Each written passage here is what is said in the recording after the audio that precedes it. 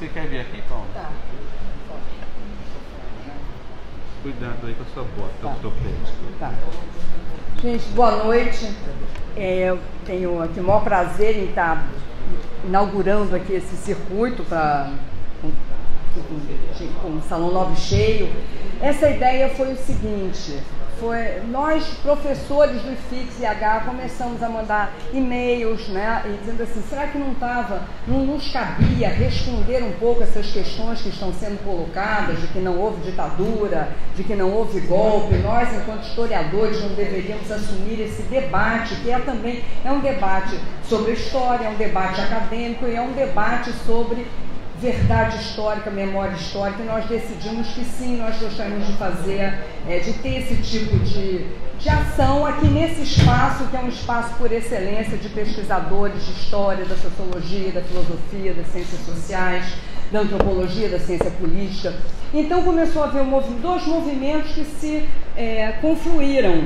Um foi um movimento de um grupo grande de coletivos de direitos humanos, como o Grupo Tortura Nunca Mais, coletivo Memória, Verdade e Justiça, coletivo Filhos de Desaparecidos, uma série que eu agora não teria aqui, não poderia enumerar, não teria como condição, mas veio principalmente de Vera Vital Brasil, que é uma amiga nossa muito querida, e com quem a gente teve inúmeras atividades em conjunto, da Comissão da Verdade da UFRJ, junto com Vera Vital Brasil e esse coletivo de direitos humanos, e eles é que lançaram essa ideia de circuito pela democracia.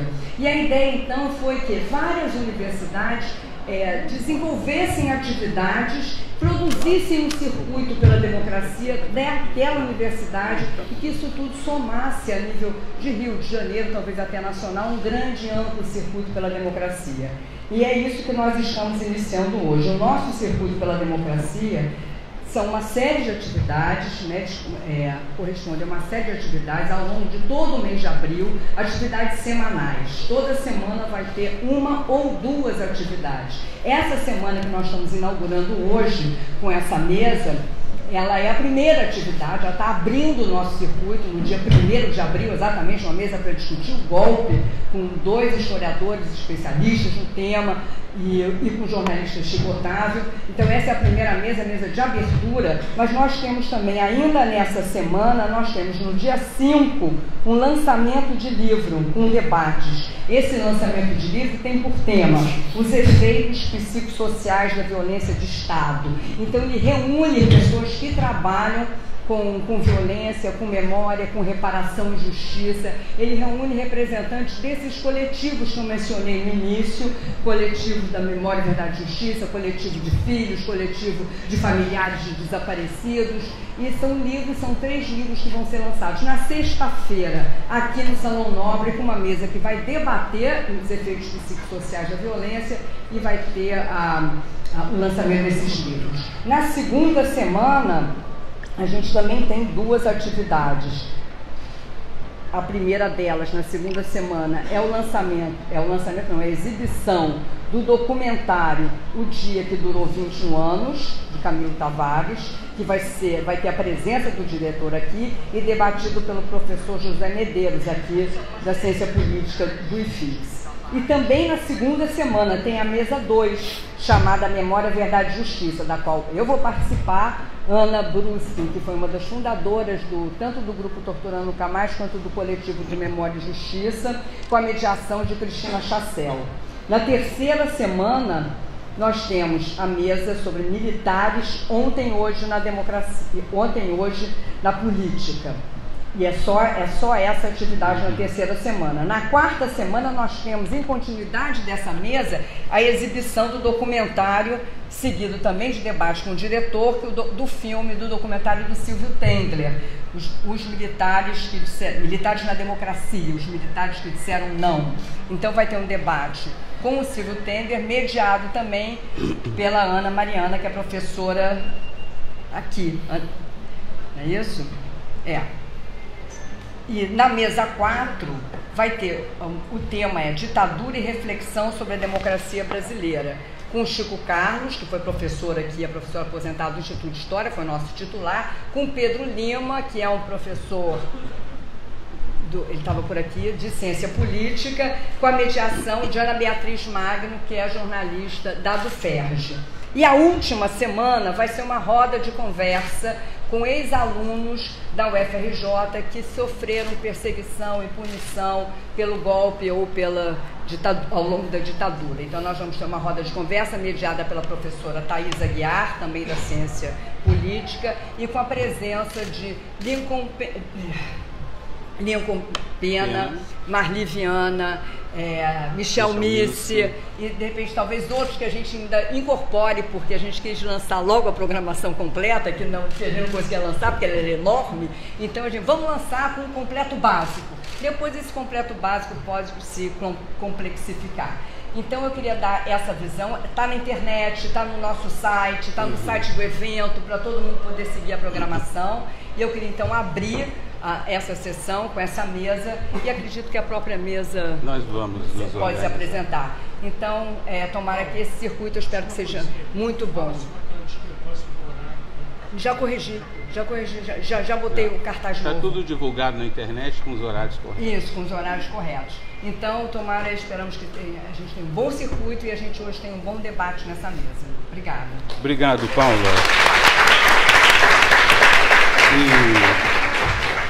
A boa notícia é que a gente já está ao vivo na internet, creio que continua ainda, né? Ao vivo, continuamos ao vivo. Então, esse não vai ser um debate acadêmico puramente, embora nós sejamos acadêmicos. Nós nos dispusemos a fazer uma coisa um pouco diferente, informal, que vão ser só perguntas e respostas. E estão aqui comigo na mesa dois colegas muito queridos, o Chico Otávio, que é jornalista do Globo, ultra premiadíssimo, com livros importantes sobre a contravenção, sobre a história política brasileira e autor de reportagens decisivas da história contemporânea brasileira, atuando no Globo. E aqui à minha esquerda, à direita de vocês, conhecido professor Paulo Fontes, um grande especialista em história social do trabalho, com inúmeros trabalhos publicados, e a gente não precisa nem entrar em detalhes em relação a isso, porque eu quero mais explicar a dinâmica dessa atividade. O Chico vai fazer questões, provavelmente também referidas à contemporaneidade, mas sobretudo a gente tem como foco hoje o golpe de 64 e a ditadura militar, à luz dessas controvérsias que a Paula mencionou, de se dar uma leitura positiva àquele evento. Olha, tem pessoas muito queridas aqui na plateia. E nós também queremos abrir para o público, para vocês fazerem perguntas. A questão é que nós vamos pedir que vocês façam perguntas por escrito e o Chico envie aqui para o Chico. Ali com o Ricardo, ele tem formulários para fazer perguntas, vocês podem pedir desde já, mas podem mandar também em qualquer papel, desde que se identifiquem com o seu nome e fazendo perguntas objetivas. A gente optou por esse formato, que frequentemente as perguntas, assim, quando vêm da audiência com o microfone, se estendem muito e não dão chance a outros falarem. Então vamos fazer perguntas por escrito. De maneira que eu vou me sentar aqui. Eu estou falando por causa dos nossos câmeras ali, nessa cadeira super desagradável, e nós vamos começar. Chico, então é contigo, eu vou pedir que você use esse microfone. E o da lapela. Põe na lapela. Boa noite, uma honra estar aqui nessa casa, na presença dos dois mestres ilustres. Pode pôr aqui. Acho que ele tem um grampinho aí. E primeiro lembrar a vocês que eu sou repórter, sou realmente assim apaixonado pela profissão, perguntador mesmo, né? E gosto da rua, de queimar sola. Nesse último ano de trabalho dedicado quase integralmente ao caso Marielle, tenho me ocupado bastante, um desafio. Mas um outro tema que sempre desafiou o meu trabalho profissional foi o regime militar, e principalmente esse período assim mais crítico, né, 69 a 74, E eu acho que uma das minhas grandes, digamos, cantadas, né, de você conquistar a fonte, aconteceu em 2012, entre 2012 e 2014, quando eu, juntamente com uma colega minha, Juliana Dalpiva, nós conseguimos convencer um torturador quanto mais, que é o Coronel Paulo Malhães, vulgo Dr. Pablo, da Casa da Morte de Petrópolis, do CIE, do DOI da Barão de Mesquita, do DOI de São Paulo, a contar tudo aquilo que ele fez, viveu e testemunhou, né? Não foi fácil, a gente bateu na porta da casa dele, ele veio enfurecido, dizendo que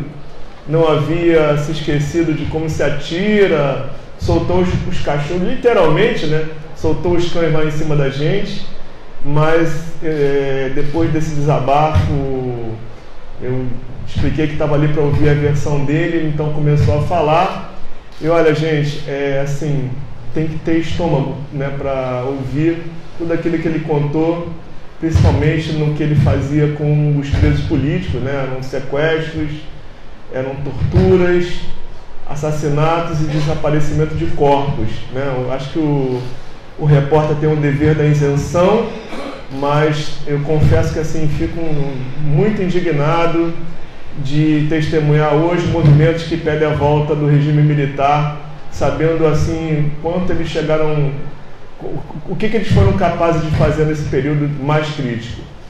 Agora, eu sei que hoje a gente está mais para falar dessa gênese, né? E Paulo Malhães, ele retrata um pouco desse período mais grave.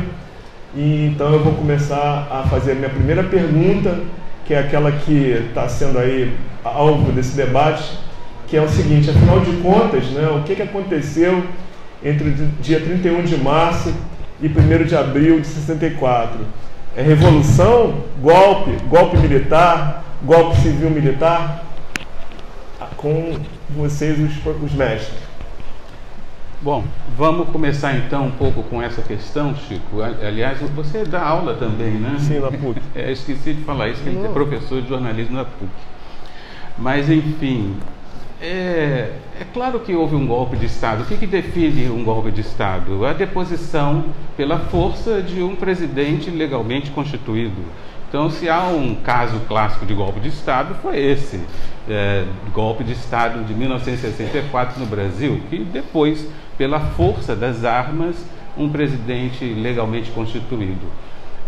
O que há na historiografia, em termos de debate, é a questão, por exemplo, de se denominá-lo de golpe empresarial militar, ou civil militar, ou estritamente militar, ou seja, um debate acadêmico de natureza conceitual sobre, para alguns colegas, a importância seria identificar quem apoiou o golpe, né?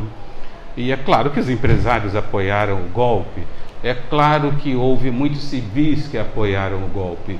Eu entendo que o golpe de 64 pode ser chamado de civil-militar, além de ser claramente um golpe de Estado, porque não apenas contou com o apoio de civis, mas também porque houve a participação efetiva de civis no golpe.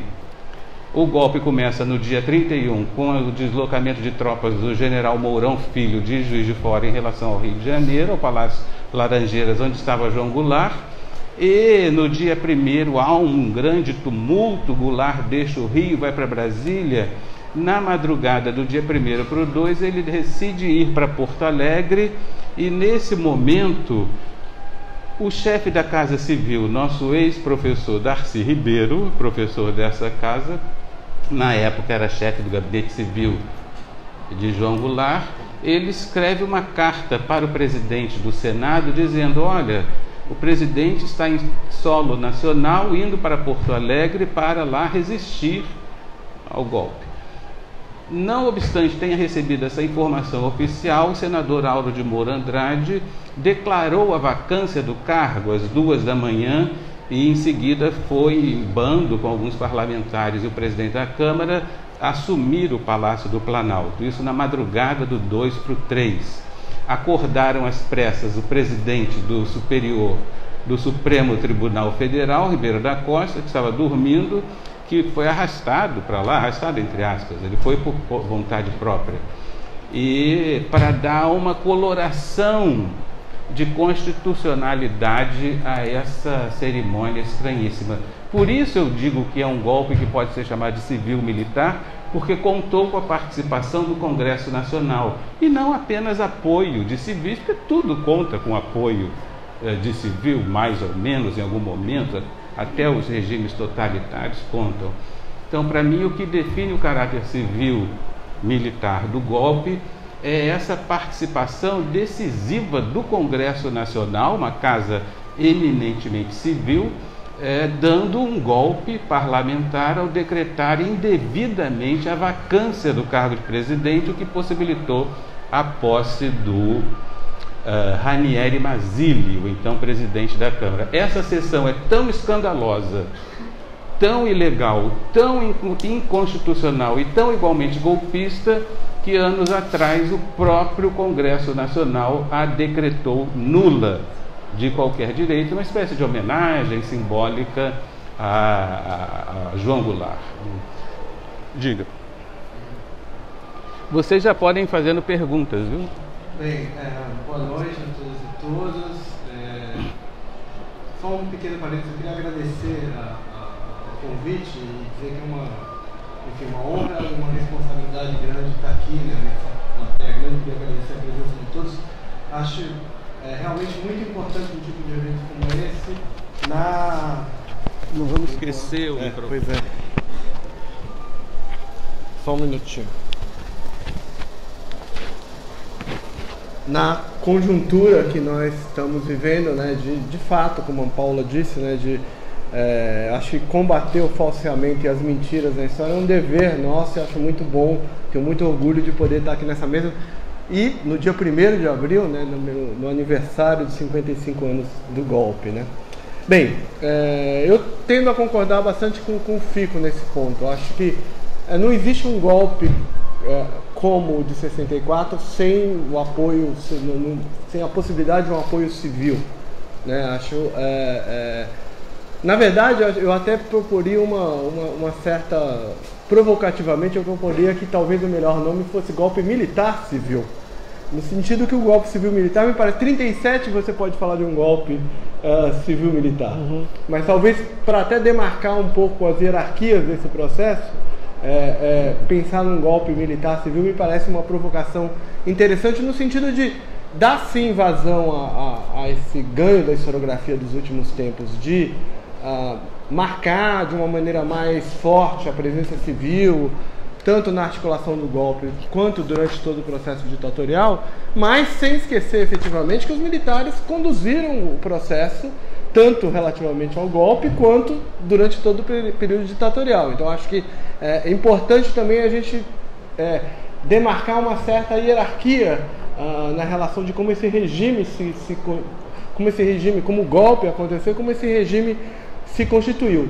Acho que esse é um tema importante também, da gente historicizar a própria palavra golpe, né? Os militares, desde o início, os golpistas, desde o início, trataram de chamar o ato que estavam fazendo de revolução, né? O termo Revolução de 64 foi um termo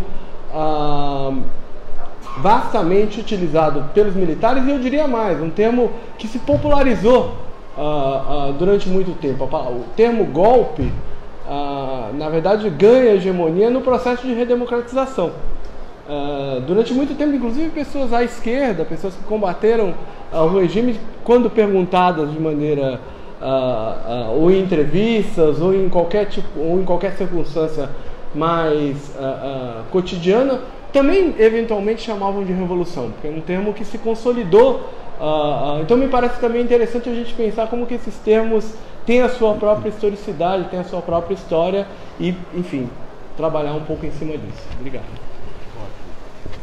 Brevidade, né? O problema, a gente vai ter que ficar trocando aqui de microfone, porque tem o problema do microfone de lapela. Eu só quero fazer mais uma. Claro. Mais uma rodada aqui por conta de uma pergunta. Essa polêmica recente nas redes sociais, né, sobre 64, eu queria saber se vocês acham que há risco de chegar à academia, contaminar e provocar cisão dentro da academia, do ambiente acadêmico. Ô Chico, eu acho que não, viu? Porque outro dia eu respondi isso para não sei quem, justamente nas redes sociais. O processo de conhecimento acadêmico é um processo submetido a prova e contra-prova. Então, essas questões mais, assim, digamos, elementares, não houve golpe, a ditadura teve um lado bom, ou não houve ditadura, isso tudo é tão, assim, elementar, né, que no campo da historiografia, evidentemente, não tem nenhuma repercussão.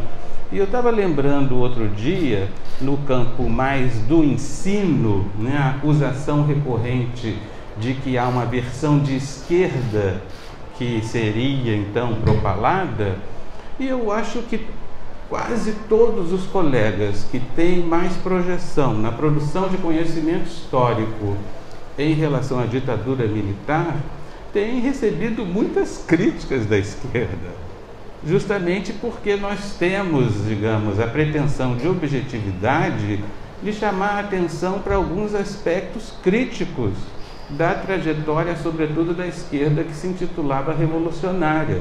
Muitas vezes eu tenho dito, e outros autores têm dito, que essa trajetória foi de algum modo romantizada, a da luta armada, por exemplo. Então é uma historiografia crítica em relação à esquerda, embora nos acusem de ser benevolentes com a esquerda. E a literatura didática, também outro dia saiu uma matéria na Folha de São Paulo, agora não me lembro o nome do jornalista, fez um levantamento interessante de livros didáticos. Foi o Marcelo Coelho. Sim, sim. Mostrando que não há isso, que esses livros são bastante equilibrados e falam criticamente de uma coisa, de outra, não há esse proselitismo, né?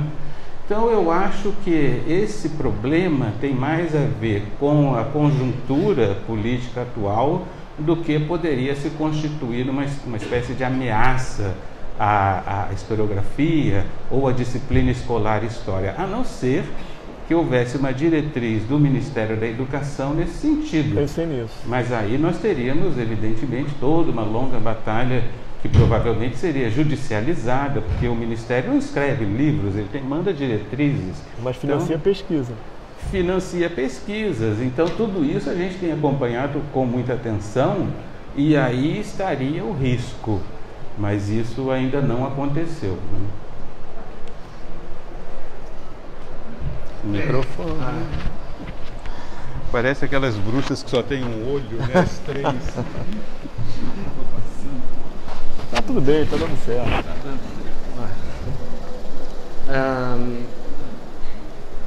A minha resposta é talvez. Eu acho que tem tanta coisa que eu achava que não ia acontecer e tem acontecido que eu já não tenho mais segurança de responder assim tão firmemente a essa questão. Eu acho que nas circunstâncias atuais, acho que o Fico tem razão. Acho que a qualidade da historiografia que a gente tem hoje, etc., e os anteparos que o mundo acadêmico criou para garantir essa qualidade, permitem ter alguma segurança de que determinados negacionismos e revisionismos não teriam espaço acadêmico. Mas, primeiro, pela questão do ensino, que eu acho que há um risco mais direto, pela possibilidade de intervenção mais direta do Ministério, de eventuais políticas públicas do Ministério da Educação, digamos, conduzirem a discussão para esse determinado campo. E segundo, porque nós não sabemos muito ainda como que esse embate político, social, cultural que nós vivemos agora vai se desdobrar. E, portanto, eu acho que não é à toa que a história seja um tema político tão crucial nesse momento que o país vive. Acho que não é à toa. As várias versões, os debates sobre a história assumem uma característica que é quase que vital no debate político. E, portanto, eu acredito que a academia, essa produção historiográfica está sim sob ataque, e é um ataque que pode se desdobrar de uma maneira em que coloca em risco essa qualidade da pesquisa acadêmica sobre a ditadura e sobre o golpe. Então, eu responderia talvez, não tenho essa segurança, acho que depende muito dos desdobramentos, e acho que eventos como esse que a gente está fazendo podem sim ser um anteparo fundamental para impedir versões falseadas da história. Quando a gente tem um ministro de Relações Exteriores que vem a público dizer que o nazismo é um fenômeno de esquerda, não duvida de mais nada, né? Eu realmente não duvido de mais nada. Acho que a próxima que ele vai falar é que a Terra é plana. Ele está seguindo nessa toada. Acho que poderemos chegar lá. Mas então... Queria completar uma coisa. Só completar o seguinte: eu acho que a historiografia, ou seja, a produção de conhecimento histórico na academia, e a disciplina escolar de história fundamentada em livros didáticos dificilmente estariam sob ataque, vamos dizer, eficaz, né? Agora, eu acho que o ensino e a escola e a universidade já estão sob cerrado ataque, né? Não vou me referir às últimas medidas de agências governamentais da área do ensino, nem ao clima de hostilidade em relação a muitos professores nas escolas. Talvez eu esteja sendo aqui um pouco perfeccionista aí na divisão das coisas, né? Mas o conhecimento histórico e a disciplina escolar, se nós considerarmos os livros didáticos, acho que são muito mais difíceis de serem atingidos. Mas a atividade do ensino certamente vai ser muito constrangida, não só por isso, mas pelo clima de violência, de beligerância que o atual governo da República instaurou no país, e tem instaurado, insiste em instaurar. Então, acho que são coisas um pouco diferentes, né? Mas é claro que eu vejo muitos problemas para a atividade acadêmica e para a atividade escolar do ensino, inclusive problemas com bolsas de pesquisa, problemas com corte de verbas para pesquisa em ciências humanas, maior rigor rigores burocratizantes e cortes em relação a concursos, e uma série de tentativas de intimidar as escolas com um discurso de direita, no sentido de militarizar escolas, mandar as crianças formarem e cantar hino nacional. Essas maluquices todas acontecem e vão continuar acontecendo. Pergunta da professora Andréa Casanova. Paulo Fontes possui um artigo onde defende que o golpe de 64 foi, sobretudo, contra os trabalhadores. Gostaria que ele comentasse um pouco mais sobre essa afirmação. Tá. Essa é boa. É boa. Sim, eu tenho esse artigo que eu defendo isso, não vou negar, não vou falsear. Eu acho assim, acho que o contexto do golpe é um contexto em que há o contexto anterior, os anos que precedem o golpe, são anos de forte presença dos trabalhadores urbanos e rurais no cenário público, né? Acho que isso gerou todo um discurso muito articulado dos setores conservadores da sociedade, em termos da criação, inclusive, do que eles chamavam de uma república sindical, né? O que eles chamavam de uma república sindical indicava um forte incômodo com essa presença dos trabalhadores no cenário público e as suas lutas por direitos como algo que questionava o status quo, né? Isso foi lido por vários desses setores como comunismo, né? Foi lido e é lido por vários setores como estamos na iminência do comunismo, acho que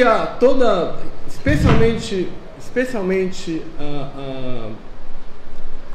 o ascenso de lutas sociais nos anos de 62, 63, as greves urbanas, e todo o ascenso de lutas sociais no campo em torno da questão da luta pela terra, ligas camponesas, sindicatos rurais,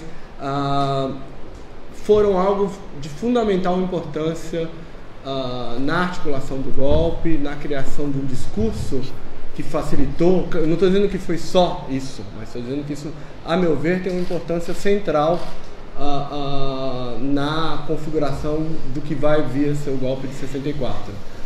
Acho também, e os dados mais recentes coletados tanto para a Comissão Nacional da Verdade quanto na historiografia, mostram fortemente que o pós-64 é um período de forte, eu chamaria de uma certa revanche patronal, né? Há além do arroxo salarial, forte arroxo salarial imputado pelas políticas governamentais, políticas econômicas governamentais.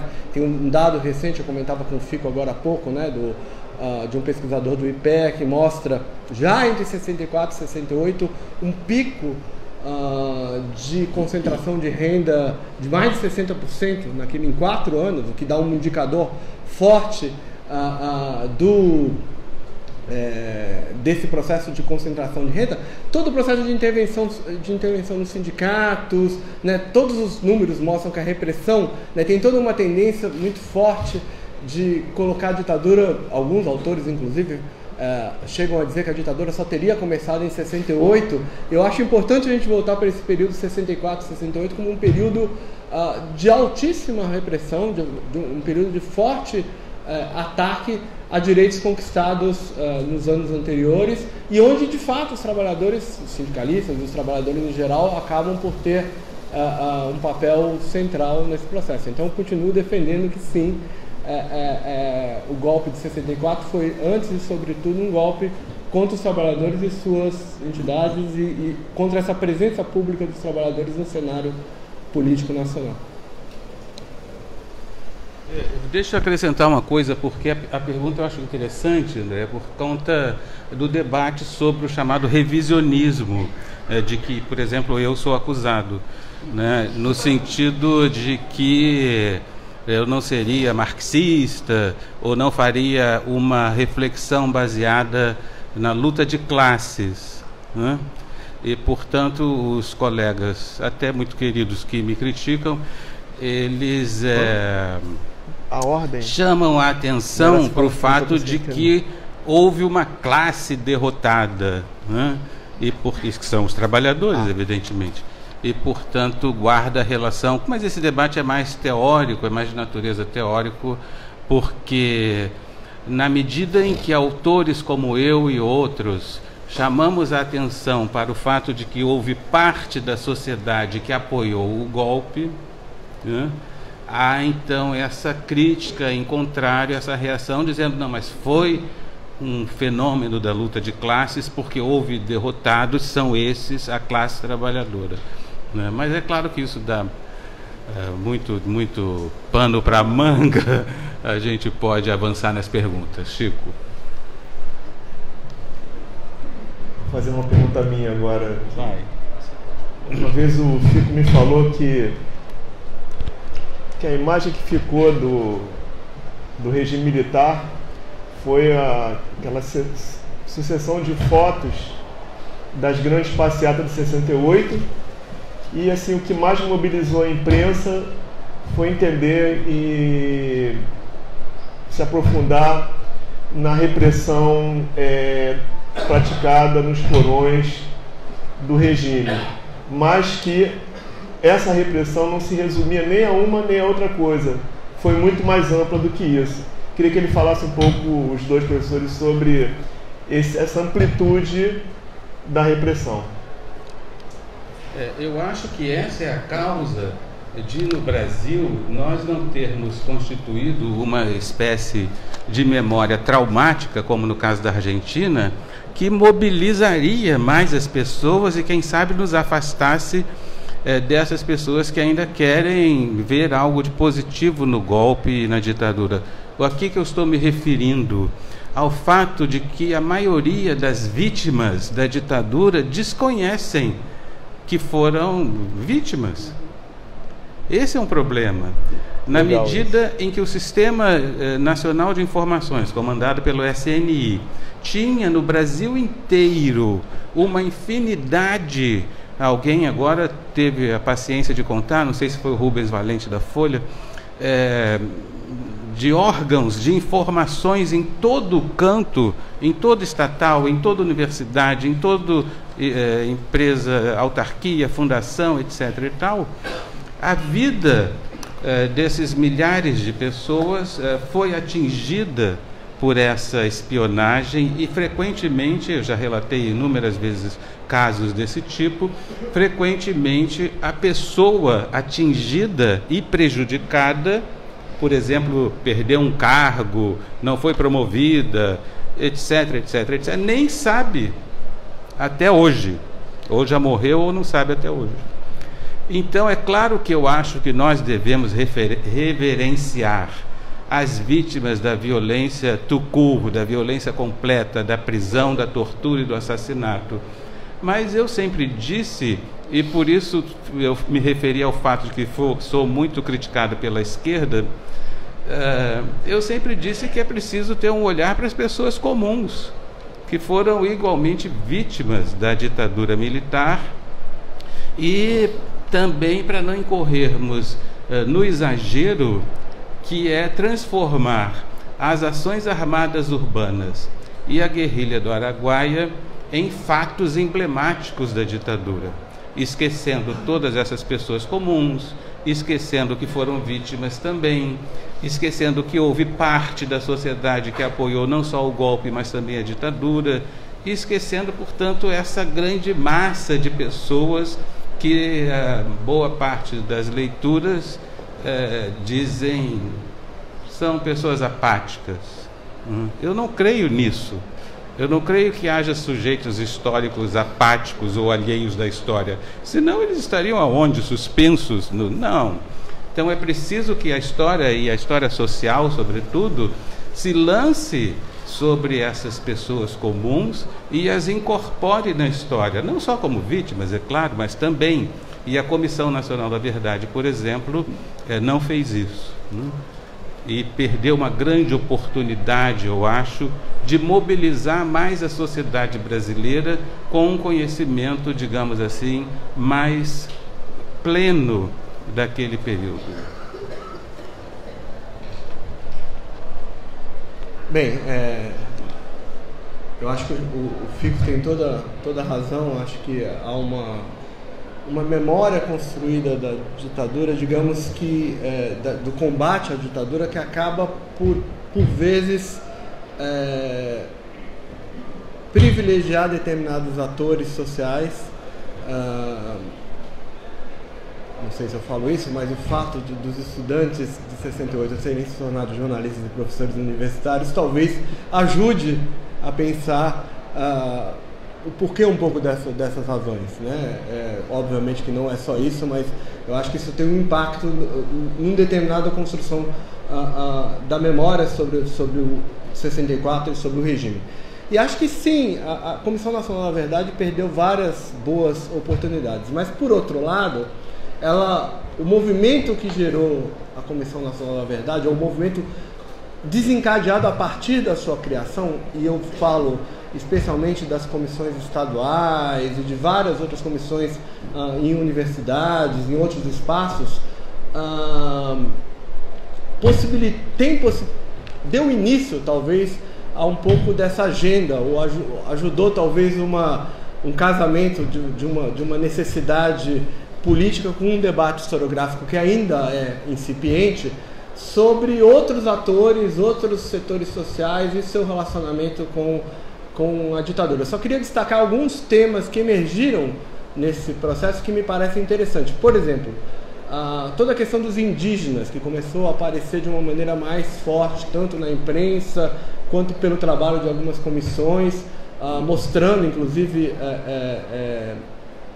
massacres, assassinatos, ocupações de terra, coisas que se tinha alguma noção, se tinha esparsamente, mas que houve um início de sistematização, inclusive em termos de números. Houve um debate difícil dentro da Comissão Nacional da Verdade sobre a incorporação desses números ou não no número de mortos e desaparecidos. Não foram incorporados, né, pelo critério adotado na Comissão da Verdade. Então, cerca de 9 mil indígenas que se levantou, que teriam sido mortos no processo de ditadura, não foram incorporados no números da Comissão Nacional da Verdade. Mas, de toda forma, o aparecimento desse número, o aparecimento dessa discussão me parece bastante interessante e está a exigir de nós mais debate e mais pesquisa.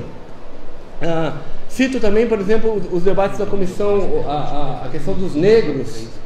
Tem uma aqui e a ditadura. Claro que há nós sabemos, um longo histórico de racismo institucional no país, mas que adquiriu especificidades importantes durante o regime ditatorial, e que trabalhos como da professora Tula Pires da PUC, por exemplo, da PUC Rio, mostra assim, de uma maneira muito interessante, trabalho feito inclusive com pesquisa com fontes primárias de primeira mão, desde repressão a bailes de música, de black music, até um sistemático acompanhamento do movimento negro a partir da segunda metade dos anos 70, me parecem também novidades interessantes que ampliam um pouco o leque dos atores, sem falar, obviamente, no tema que eu me dedico, que é toda essa questão do mundo do trabalho, das questões da concentração de renda. O Brasil foi campeão mundial de acidentes do trabalho no início dos anos 70. Isso está vinculado, obviamente, ao milagre econômico, vinculado à ditadura militar, à repressão aos sindicatos, à pouca capacidade de negociação naquele período, ao ritmo imposto, ao ritmo de trabalho imposto. Fomos campeões mundial. O maior número de acidentes de trabalho no mundo dos anos 70 ocorreu no Brasil. Então, todas essas questões me parecem uma agenda de pesquisa fundamental, e não é à toa, aí trazendo para o campo da política, que essas questões incomodam. Elas precisam sumir do debate político atual de acordo com a visão oficial no momento. Eu estou sugerindo aqui ao Chico que talvez faça 2 ou 3 perguntas, né?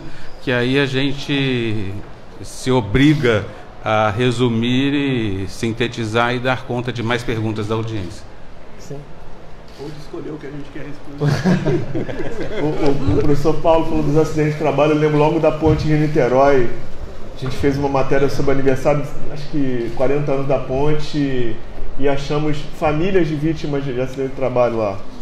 Bom, aqui já tem, pela ordem, né, o Antônio Carlos Mendonça Viana já faz 2 perguntas.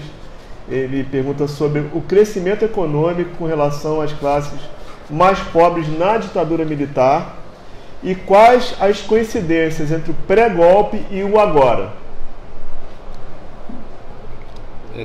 Crescimento econômico e as coincidências entre o pré-golpe e o agora, e a atualidade.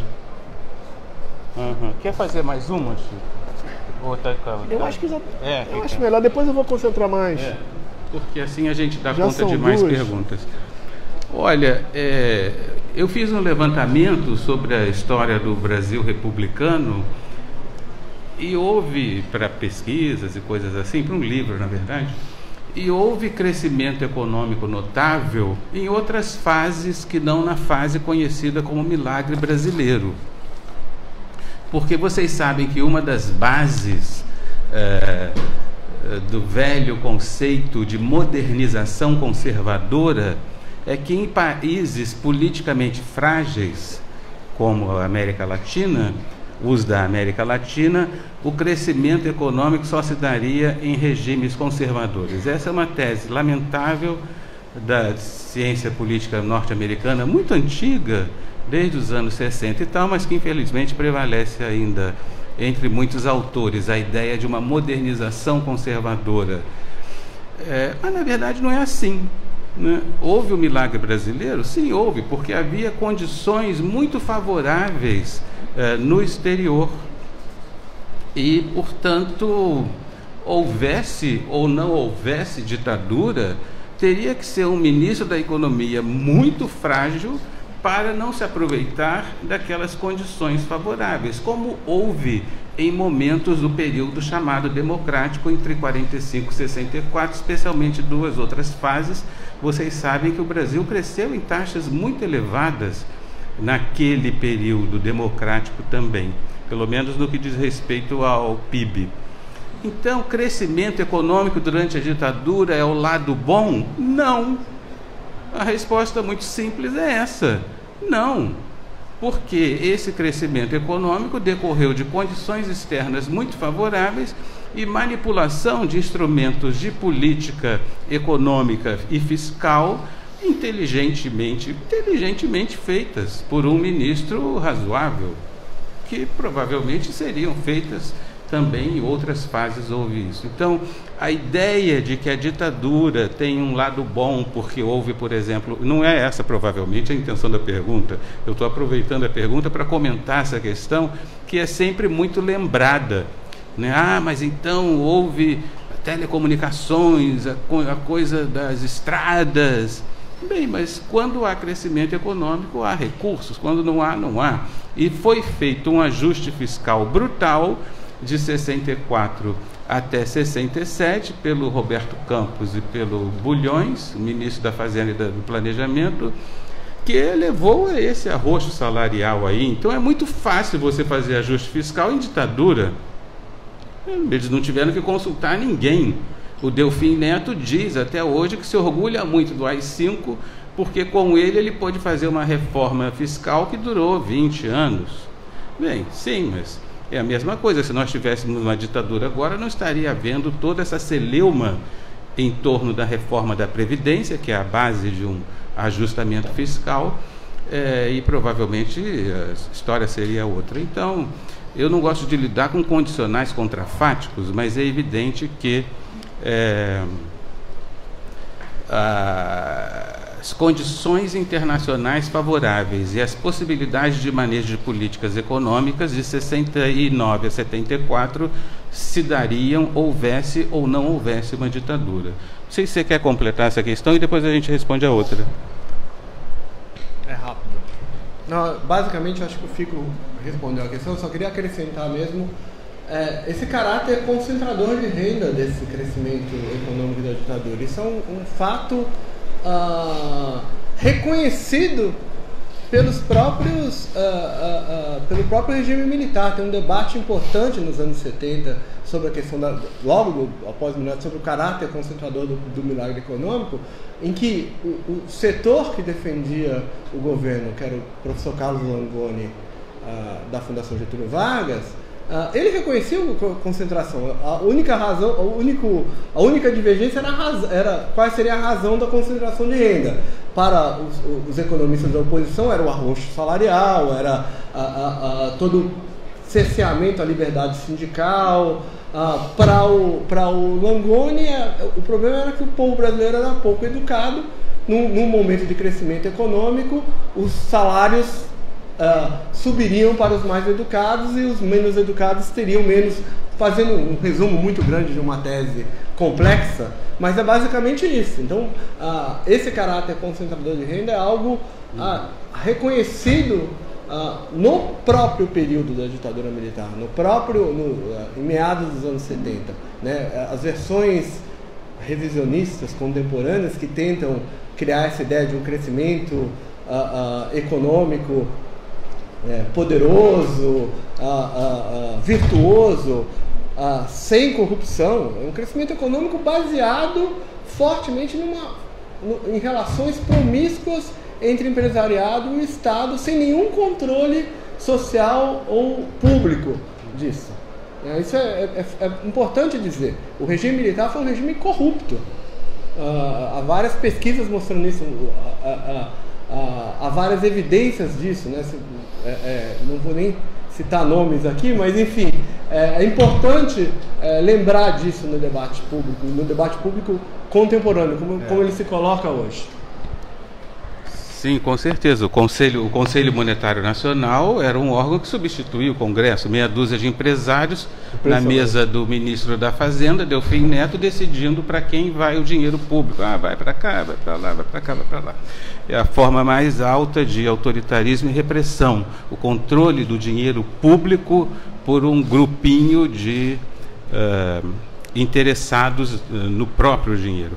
Olha, a próxima pergunta é bem rápida para eu responder, porque eu acho que não há relação alguma entre o pré-golpe e o golpe, e agora, na medida em que era tudo muito diferente. Havia a questão da Guerra Fria, havia um sistema partidário muito distinto, havia um movimento sindical e trabalhista bastante diferenciado. Então, eu acho que não há realmente nada em comum, assim, que indique, por exemplo, a iminência de um golpe. Se a questão é essa, eu acho que não há similaridade. Você quer comentar? Eu também tô nesse ponto também estou de acordo com o Fico. Eu não sei se eu entendi bem a pergunta, mas talvez a única coisa que a gente possa acrescentar é que o que há hoje é uma tentativa de uma construção de uma certa memória do período do pré-64 que é utilizada para fins políticos hoje.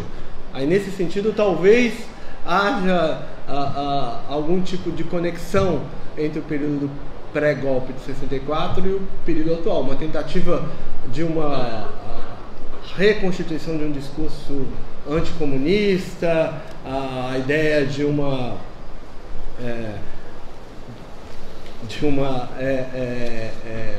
situação caótica, onde um governo de esquerda não teria tido capacidade de controlar um governo de esquerda eminentemente corrupto, não teria tido capacidade teria impulsionado o país na direção do comunismo. Então há esse falseamento.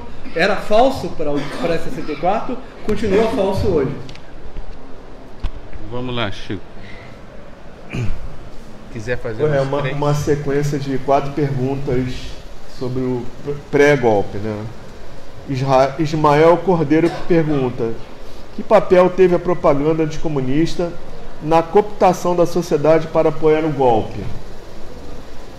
Que forças fizeram Jânio renunciar? As mesmas que deram o golpe de 64? Por favor, comentário a relação entre os dois fatos. Por que renunciar? Podia repetir para mim?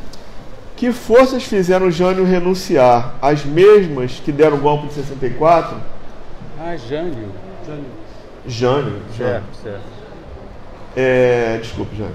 Uhum. Em que medida a ideia de que a intervenção dos militares na política seria temporária contribuiu para o apoio popular ao golpe de 64? Pergunta do João Porto. E por fim, um pouco parecida com a primeira pergunta do Ismael, o Ricardo Castro: qual foi o papel do anticomunismo na justificativa do golpe e na posterior repressão? Uhum. Eu acho que dá para, nesse caso, fazer uma resposta só. A propaganda anticomunista ela é muito antiga no Brasil, vem pelo menos dos anos 30, com a revolução, a tentativa de rebelião comunista de 35 e a criação do Tribunal de Segurança Nacional, né? Então ela sempre foi utilizada como justificativa, como desculpa para o endurecimento de governos, não só de ditaduras, como no Estado Novo, mas também em outros momentos. Eu fiz um levantamento de quantas vezes houve recurso ao estado de sítio no Brasil, que é uma medida muito excepcional e é surpreendente, né? E censura política da imprensa, mesmo durante o governo JK. Então, essa propaganda anticomunista, ela tem sido, né? E parece que agora volta, talvez com menos qualidade intelectual, mas volta. Não, eu estou pensando aqui no Lacerda, por exemplo, né? Que era uma pessoa muito elaborada intelectualmente, né? Enfim, ela volta também com alguma força. E foi eficaz, evidentemente, nesse sentido da montagem sobretudo dos sistemas nacionais de repressão política a partir do AI-5, todos eles baseados no combate ao comunismo. Eu estou ouvindo todos os áudios das sessões secretas do Superior Tribunal Militar desde que começou esse sistema de repressão, e é uma loucura o que aqueles ministros militares, né, se fazendo passar por ministros, faziam no Superior Tribunal Militar em relação a uma ameaça que era infinitamente menor do que eles realmente defendiam ou acusavam, né? Então, foi uma propaganda comunista usada com muita força. A questão da intervenção temporária em 64 foi essencial, essencial. É por isso mesmo que eu digo que há uma grande diferença entre o golpe de Estado de 64 como evento inaugural da ditadura, que eu não acho que seja apenas isso, e a ditadura propriamente dita, porque homens como Carlos Lacerda, Adhemar de Barros, o próprio Juscelino Kubitschek e Magalhães Pinto eram candidatíssimos à eleição presidencial de 1965, e se vocês lerem o ato institucional, que depois teria o número 1, o primeiro ato de 9 de abril de 64, vão ver que lá está definida uma intervenção temporária. Justamente haveria eleições presidenciais e o ato institucional mantém as eleições presidenciais previstas.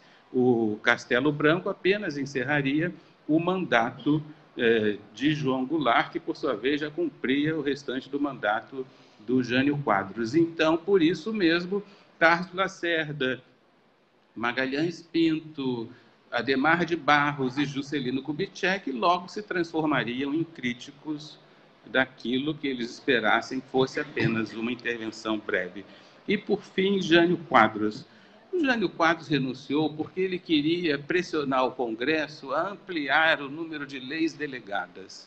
Depois de ler milhões de documentos, de ver milhões de depoimentos do filho à beira do leito de morte, e pensar e refletir documentos e textos, entrevistas, me parece que essa é a explicação mais razoável. O chamado golpe que Jânio Quadros queria dar com a sua renúncia, para que o povo, então, viesse, por favor, permaneça, permaneça. Na verdade, ele tinha em mente algo que existia naquela época, que eram as chamadas leis delegadas, ou seja, legislação que o presidente, era como se fossem decretos, né, presidenciais, que ele queria ampliar a partir dessa comoção criada com a sua renúncia, o homem que já havia renunciado várias vezes em outros cargos, né? Então, não creio, embora muita gente goste de fazer essas correlações temporais, que as causas sejam as mesmas, me parece que não. Nesse caso da renúncia do Jânio, havia essa estratégia de ampliar seus poderes por meio desse recurso legislativo. Bem, fico aqui o especialista nessa discussão de anticomunismo, então eu só vou acrescentar, acho que uma coisa que me parece importante para o debate de hoje, que digamos, esse aspecto da luta social sendo traduzida por setores conservadores, setores políticos conservadores, como ascensão do comunismo, mesmo quando muitas vezes não há nem a presença de comunistas nessas lutas. Então, acho que o período que precede o golpe de 64 é um período onde, como eu já disse aqui, um período de ascensão social, de presença de trabalhadores e outros setores sociais subalternos no cenário público de uma maneira inédita na história do Brasil. Acho que isso, de novo, casa muito bem com a tentativa de construção desse discurso anticomunista naquele... Talvez essa seja uma correlação possível de fazer entre o pré-64 e hoje, né? E o período mais recente que a gente viveu, né? Quando os setores populares tomam espaço no cenário público brasileiro, há reações. E essas reações, muitas vezes, frequentemente se traduziram com uma linguagem no cenário dos anos 60, em plena Guerra Fria, onde o anticomunismo adquiria conotações, que havia Carlos Lacerda, mas havia também muitos fanfarrões, muitas pessoas que tinham baixa qualidade intelectual também, que usavam esse discurso frequentemente. Talvez, hoje isso talvez não seja possível, porque o próprio discurso da Guerra Fria não faz o menor sentido no cenário atual, né? Então, acho que é importante trazer a uma discussão, digamos, política, de linguagem política do anticomunismo, que se exacerba quando os setores populares têm protagonismo no cenário político. E isso, evidentemente, é uma condição no pré-64, isso, evidentemente, é o que aconteceu no início do século XXI no Brasil, e isso ajuda, me parece, a entender o uso de uma tradição antiga por setores políticos nacionais conservadores, de direita, de extrema-direita, usando a linguagem do anticomunismo hoje. Também estou de pleno acordo, acho que a questão da suposta temporalidade, do suposto pouco tempo que os militares ficariam no poder, né? A ideia de que eles entrariam e limpariam o Estado, o jogo político da presença da esquerda, favoreceria até esses setores políticos que apoiaram o golpe, e o fato deles permanecerem mudou todo o jogo, e isso acho que é um fator importante para também entender as peculiaridades da ditadura brasileira quando comparadas com as ditaduras congêneres em outros países da América Latina. Acho que isso e inclusive para entender essas outras ditaduras, né, onde a presença militar já se dá, digamos, de uma maneira mais permanente de cara, né, especialmente Argentina e Chile, quando comparado aqui. E o Jânio é isso mesmo, acho que foi uma tentativa. Eu estudei o Jânio como prefeito nos anos 50 em São Paulo. O modus operandi do Jânio, a ideia de renunciar para ganhar mais poder, para poder barganhar mais poder, era um procedimento político, estava no repertório do Jânio já há algum tempo. O Jânio é uma figura que zigue-zagueia no cenário político, ele não é necessariamente uma liderança só conservadora, só de direita. Vamos lembrar que a política externa do independente começa no governo Jânio Quadros, então há ambiguidades ali que inclusive o colocam em tensão com os setores conservadores que o apoiaram. Isso está um pouco nesse jogo da renúncia, de, enfim, tentar ganhar mais poder, etc. Muito bem. Paula, a gente vai até que horas, hein? Você tem que definir isso para nós. Agora são 7, depois tem um jantar para todos. Hã? Até um pouco antes das 8. Bom, duas perguntas bem parecidas, eu vou acrescentar depois um detalhe, né? Primeiro a do Felipe Guimarães. A ausência de punições conjuntamente com o distanciamento temporal entre a Comissão Nacional da Verdade e o fim do regime militar poderiam ter contribuído para aflorar de memórias que recordam a ditadura de forma positiva? E da Juliana Jorno: existe algum papel ou responsabilidade dos historiadores ou intelectuais em geral no fato de o Brasil, ao contrário dos vizinhos, ter optado por justiça transicional com verdade e reconciliação sem a etapa da justiça? Um renovado interesse ou nova produção acerca do período poderia acabar por reabrir o debate entre juristas sobre a lei da anistia e crimes imprescritíveis, e assim abrimos um novo capítulo na justiça de transição brasileira? E aí eu lembro que ainda existem questões pendentes que estão no Supremo, como, por exemplo, o caso do Centro, caso da morte de Petrópolis, Rubens Paiva. Acho que a relatoria é do ministro Fachin. Eu acho que a memória que se constituiu no Brasil, na verdade, as memórias que se constituíram no Brasil, pelo menos de um setor, que é o da esquerda, tem a ver, sim, com o que eu já escrevi muito, a ausência de punições e a ausência de ruptura, né, entre a ditadura e a democracia. Vocês sabem que, no caso da Argentina, houve uma ruptura clara, até marcada pela Guerra das Malvinas e também o julgamento das juntas militares.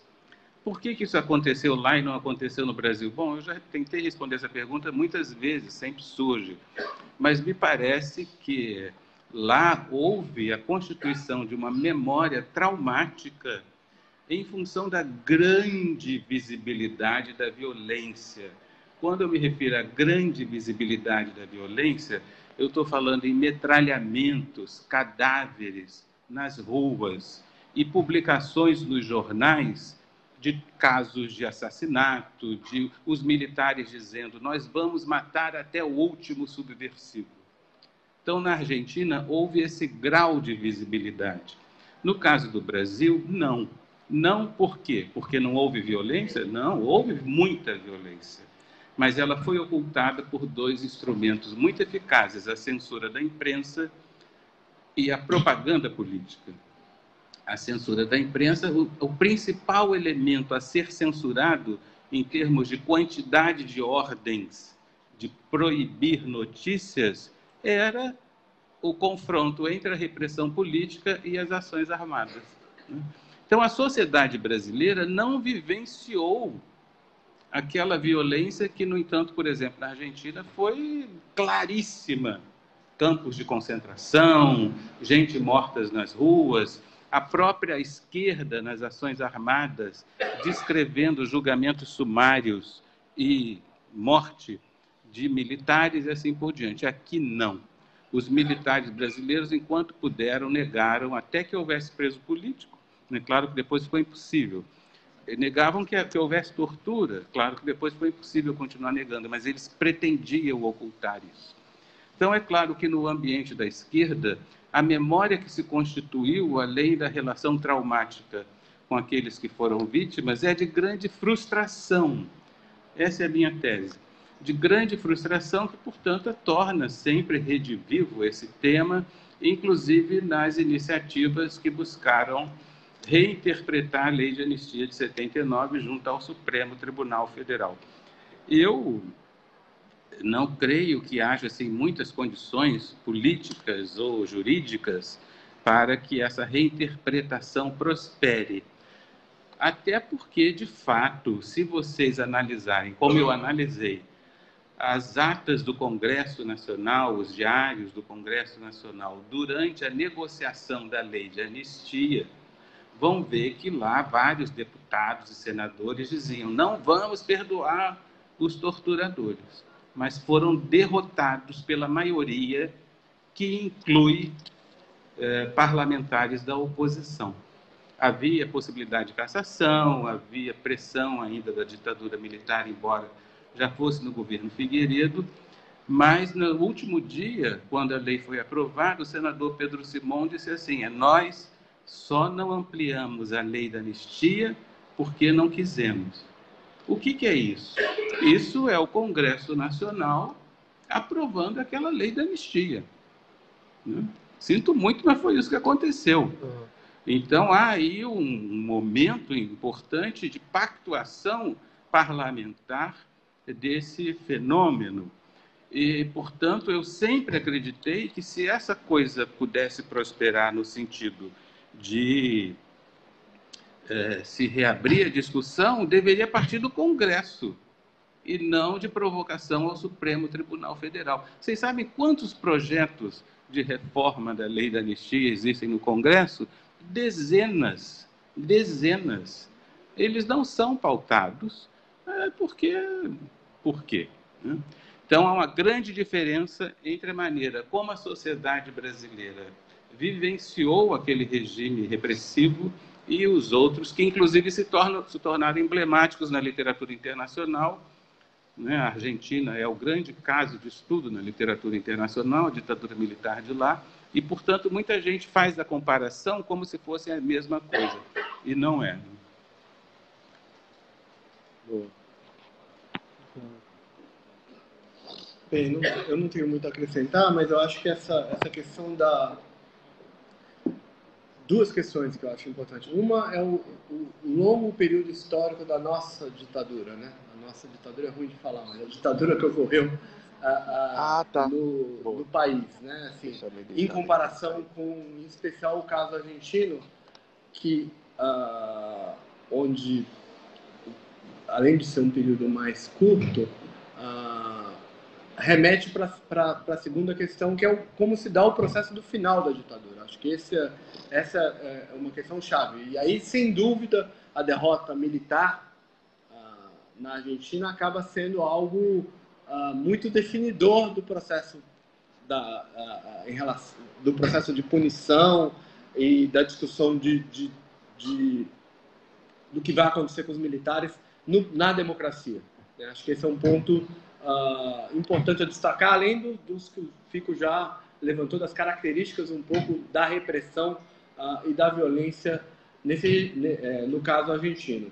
No caso brasileiro, acho que é inegável que embora a lei da anistia de 79 tenha sido uma lei imposta ao Congresso, há sim uma certa pactuação das forças que hegemonizam o processo de transição democrática na oposição, que acabam por vencer esse processo, de, digamos, não tocar a fundo na lei da anistia. Isso acontece em 84, 85, na candidatura Tancredo, e acontece na Constituinte, com a hegemonia do PMDB, que acaba por secundarizar o tema, a verdade é essa, e acaba por prevalecer uma lei da anistia que foi absolutamente imposta aos agentes que lutavam pela anistia em 78 e 79. Então há entender melhor essa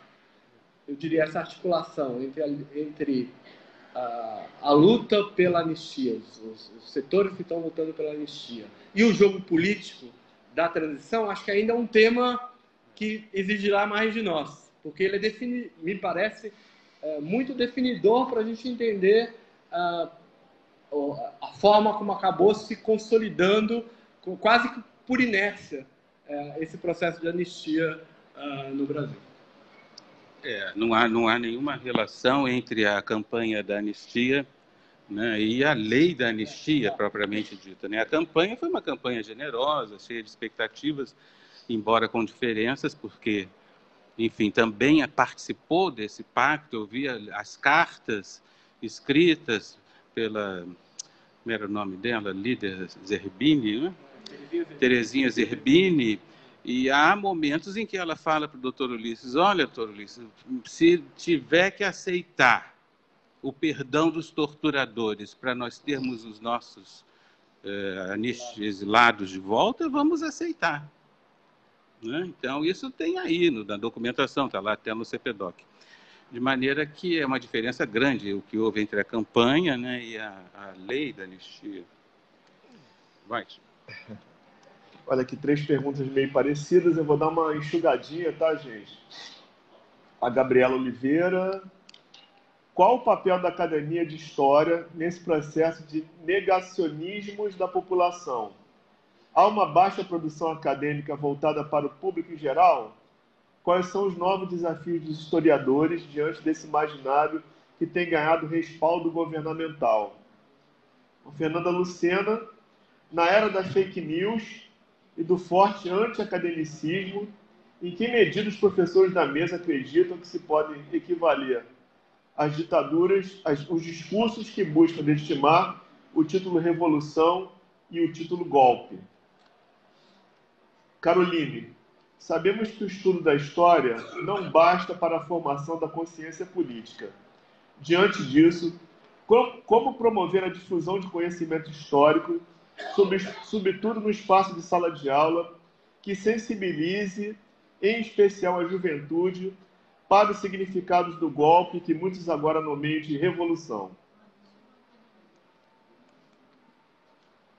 Olha, são questões muito complexas. Hoje falava com Paulo sobre a nossa capacidade de afetação do público é muito reduzida, né? E por maiores esforços que nós façamos. Eu, por exemplo, sou um dos poucos pesquisadores acadêmicos que tem uma espécie de militância nas redes sociais e na divulgação científica, né? Nós estamos transmitindo pela internet aqui, com o apoio, inclusive, do site História da Ditadura, do site do Bruno Leal, Café História, que são sites na internet que têm esse papel de divulgação científica, muito mais do que de fazer proselitismo. E eu acredito muito que isso é útil de se fazer. Eu gosto, por exemplo, de participar de documentários nos cinemas e tudo mais. Agora, tenho também uma certa clareza de que essas atitudes, né, de negacionistas, vamos dizer assim, para simplificar, são muito difíceis de combater a partir de determinadas conjunturas políticas em que as sociedades embarcam. Então, eu não tenho essa ilusão. Mas eu acho que é preciso insistentemente investir mais no ensino da disciplina escolar História.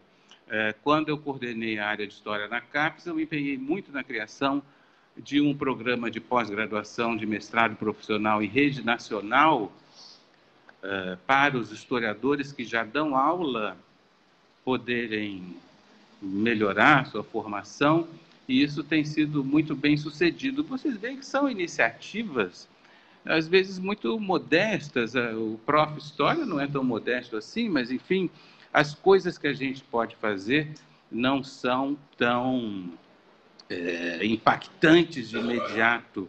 Uma das coisas que eu acho essenciais é que as nossas universidades, os cursos superiores deveriam ser reformulados, deveriam ser rigorosamente reformulados, porque eu não acredito em formação universitária que não se baseie numa reflexão teórico-historiográfica e numa atividade empírica de treinamento em pesquisa associada à discussão sobre o que as pessoas vão ensinar, né? E vocês sabem que as graduações de História não valorizam ainda hoje essa dimensão do ensino da disciplina escolar, que é uma dimensão que quase 80% dos nossos alunos vai exercer. Eles vão ser professores nas redes públicas, privadas, e muitos de nós ficamos encastelados nas nossas pesquisas acadêmicas, e na disciplina universitária não tratamos essa questão. Então, é uma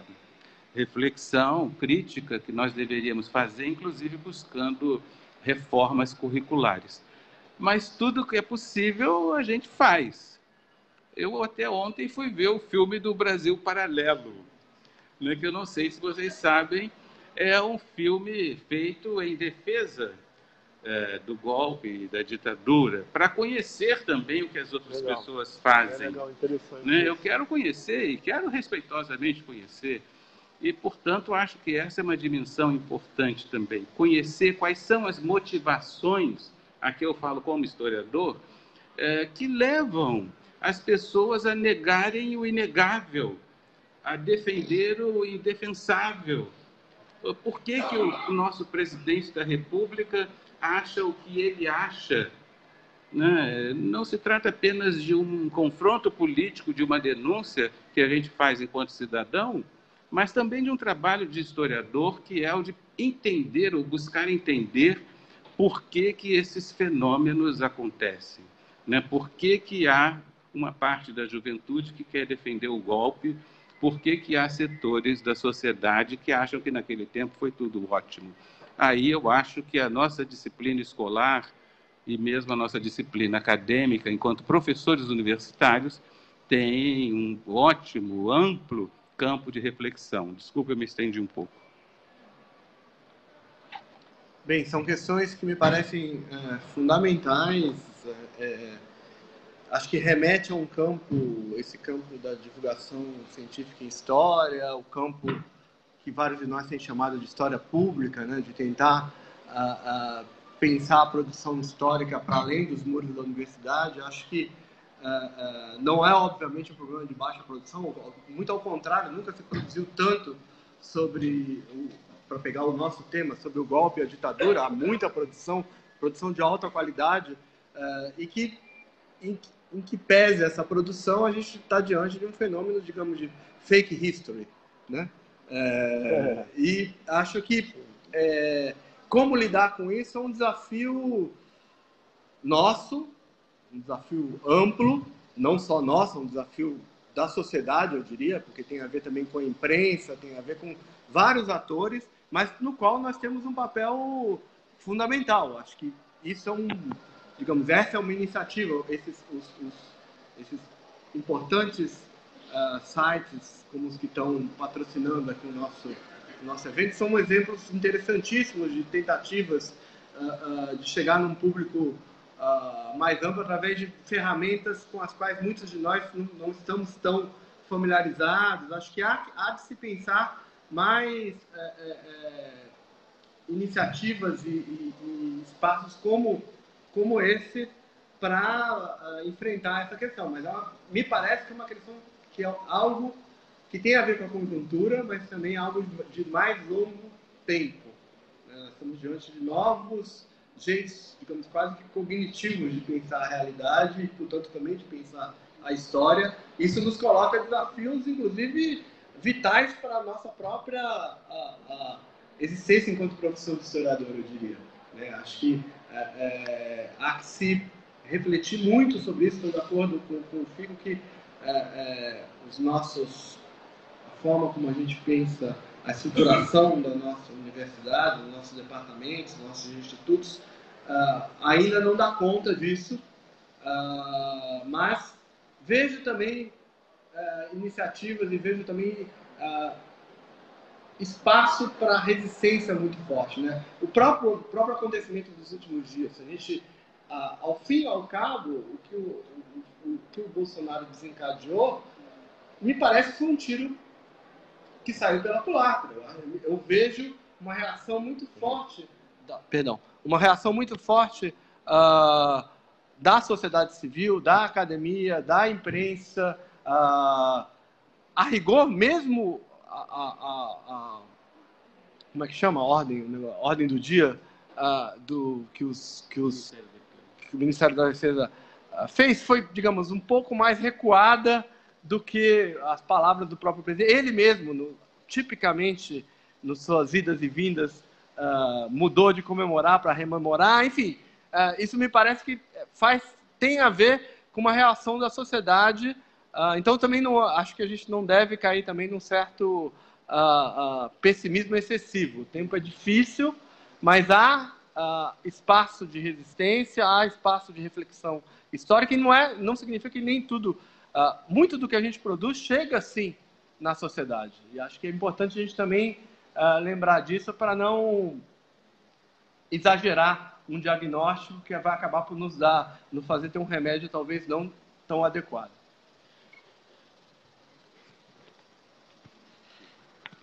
Bom, lembrar aqui ao professor Paulo que nós da mídia também temos sido vítimas dessas que a gente chama de milícias digitais e assim, eu acho que a gente foi pego de surpresa. Eu mesmo fui recentemente atacado e eu acho que as redações ainda não conseguiram estabelecer um protocolo para reação, né? A primeira coisa que se faz é fechar as redes e tal, mas ainda é tudo muito novo e surpreendente. Duas perguntas assim, pouco semelhantes, eu vou resumir também. A Renata Costa Moura quer saber mais detalhes sobre a pesquisa do Fico com pessoas comuns, não necessariamente ativistas que foram afetados pela ditadura civil-militar. E o Lucas, o papel da igreja na ditadura, né? Essa mesma igreja que apoiou lá, mobilizou alguns setores da sociedade pró-golpe, foi a mesma que também serviu de apoio para os refugiados e exilados políticos. Que igreja é essa do regime militar? Vocês sabem, eu nunca fiz essa pesquisa sobre pessoas comuns. eu sempre tentei estimular algum orientando meu a fazê-la, né? Essas pessoas são as vítimas do sistema de informações. São milhões e milhões de dossiês que existem nos acervos do SNI e das diversas DSIs, né? Então, é uma pesquisa que provavelmente seria extremamente trabalhosa e eu mesmo nunca fiz. Eu só vi esses exemplos, múltiplos exemplos, de afetação da vida, do cotidiano, com inculpações sobre a sexualidade, as técnicas usadas pelos agentes de informações que compunham o CISNE não diziam respeito apenas a acompanhar a trajetória política, atuação na esquerda, ou que eles até consideravam esquerda, mas também de buscar elementos da vida privada e pessoal que pudessem, segundo a ótica ético-moral reduzidíssima daqueles agentes de informações, inculpá-las. Era uma espécie de acúmulo continuado de informações aos olhos deles negativas para eventualmente ser usada no caso de necessidade revolucionária, como eles chamavam. Então, essas são as pessoas a que eu me refiro. E também, uma outra coisa que aqui no Brasil não é feita, que é a pesquisa do que a gente chama na literatura internacional, eu nunca encontrei uma tradução boa, mas seria assim, a pesquisa dos algozes, dos perpetradores, dos agentes da repressão estrito sensu, ou seja, aquelas pessoas que compunham o sistema DOI-CODE e as turmas de interrogatório do DOPS, nesse particular, inclusive, a imprensa, o Chico Otávio, por exemplo, e sobretudo, tem um trabalho muito melhor, muito mais desenvolvido, mas também nesse sistema existiam pessoas comuns. E esse é um dado terrível para se discutir o problema da memória, porque é claro que o torturador vai para casa, pega a filha na escola, se bobear, passa na missa. Então, essa dimensão de pessoa comum dos agentes da repressão, que é muito pesquisada na Alemanha, é muito pesquisada em outros países, aqui ainda não é trabalhada. Assim como também, eu sempre falo, quando eu trato desse assunto com os meus alunos, da Dona Aparecida. Dona Aparecida realmente é uma mulher que era datilógrafa do INPS e que foi requisitada para atuar num sistema desses de DOI-CODE. Então, a pessoa estava lá sendo torturada e ela, naturalmente, tinha que bater o depoimento, a máquina, né? Então, são centenas, talvez alguns milhares de pessoas envolvidas nesses órgãos de espionagem e nos órgãos de segurança, que abrangiam muitas pessoas normais, aparentemente normais e comuns. Não me refiro apenas aos torturadores, interrogadores, mas a um aparato enorme de pessoas, como, por exemplo, técnicos em ferragens, em cofres, em animais. Porque como é que vocês acham que a tortura era feita sem gente especializada em arrombar cofre, ouvir telefone, cuidar do jacaré que ficava lá na sala de tortura, sei lá mais o quê. Bomba, né? Preparar uma bombinha. Tudo isso envolve conhecimento técnico de muitas pessoas comuns. Então, por exemplo, na Alemanha, infelizmente, volta e meia, se tem a descoberta de que a vovô, né, participou. E aqui a gente ainda não tem isso, mas é o que acontece numa ditadura. É impossível mobilizar um aparato de repressão tão grande sem a participação de milhares de pessoas, né, que são comuns também, sem falar nas vítimas, que não são as vítimas emblemáticas, essas as quais eu chamo principalmente de pessoas comuns. Depois eu falo da igreja, se tiver energia ainda. É porque ele pode responder também? Você queria Claro, não. Bem, rapidinho só sobre essa questão das pessoas comuns, né? Eu, numa resposta anterior, mencionei algumas pesquisas que estão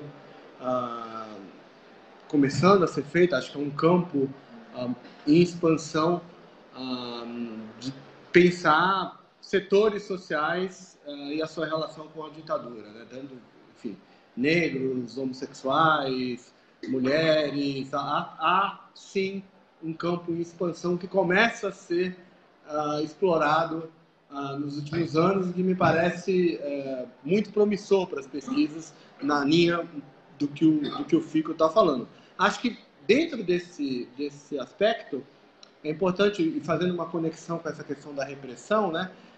Boa parte da memória sobre a ditadura ela foi calcada numa oposição muito binária entre sociedade civil e Estado. Né? A ideia de que havia uma sociedade civil que resistiu à ditadura, à repressão estatal, e a consequência um pouco desse movimento que foi feito de pensar a participação civil não apenas na resistência, mas também como parte, como apoiadores, etc., implica também a gente pensar a relação um pouco isso que eu fico falando, um pouco a relação da sociedade civil na repressão, e aí nós também temos pesquisas muito interessantes que começam a aparecer. Tem toda uma discussão importante agora sendo feita, até porque ela tem consequências jurídicas, sobre a repressão, sobre a responsabilidade empresarial, né? Como empresas colaboraram efetivamente, o que era uma prática anterior, eu pesquisei anos 40 e 50, as empresas que eu pesquisei, era comum mandar listas para o DOPS para checar quem era militante sindical, quem era considerado comunista, para ver se contratava ou não. Isso era uma prática comum, o que criava uma burocracia enorme, vocês devem imaginar. As pessoas que procuravam ter que ir ver a ficha no DOPS, etc., uma burocracia gigantesca. Isso se intensificou de uma maneira brutal no regime militar. As famosas listas negras, as pessoas que não conseguiam achar emprego. Então, tanto, digamos, essa repressão da impossibilidade de achar emprego, por exemplo, quanto a repressão direta de empresas mandando para a polícia militantes. Agora, o caso da Volks, agora que é um caso que está sendo bastante divulgado, etc., que não deveria nos surpreender, porque, na verdade, por exemplo, na Argentina, a gente conhece já exemplos similares de ação empresarial. No caso do campo, e isso foi um tema muito importante na Comissão da Verdade, os estudiosos sobre os trabalhadores rurais que fizeram um relatório em paralelo, chamado relatório da Comissão Camponesa, por discordarem da forma como a Comissão Nacional da Verdade tratou a questão da repressão no campo, porque no campo, simplesmente, a repressão foi terceirizada por jagunços dos latifundiários. Ela não precisou de oficiais da polícia ou do exército para efetivar a repressão. Então, essa me parece questões que estão bastante fortes no debate historiográfico atual e com, obviamente, repercussões, como eu estou dizendo, no mundo da política. Rapidinho sobre a igreja, só para não deixar passar. Bem, a igreja é um dos temas bastante estudados sobre a ditadura, né? Toda essa virada, digamos, que a igreja católica, no caso, nós estamos, principalmente a igreja católica que nós estamos nos referindo, por conta, enfim, de todo o debate da teologia da libertação, então toda a participação da igreja, tanto, digamos, na esfera do debate institucional mais em cima, os bispos, a CNBB, a relação deles com os militares, mas também do ponto de vista de baixo, né?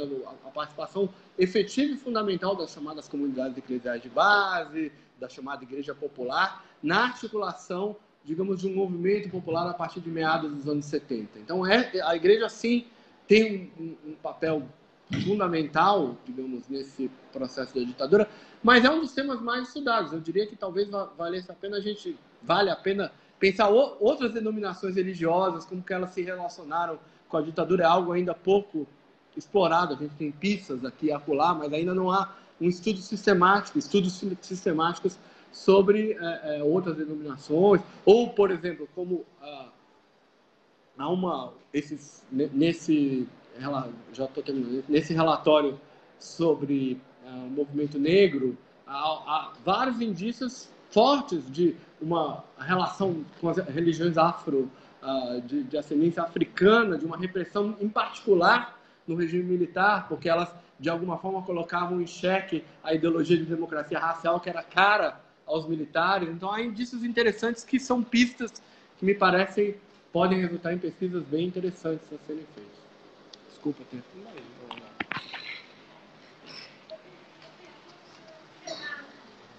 Só quero, antes, preciso fazer uma pergunta minha, necessária, que é a seguinte, aos dois professores e pesquisadores, né?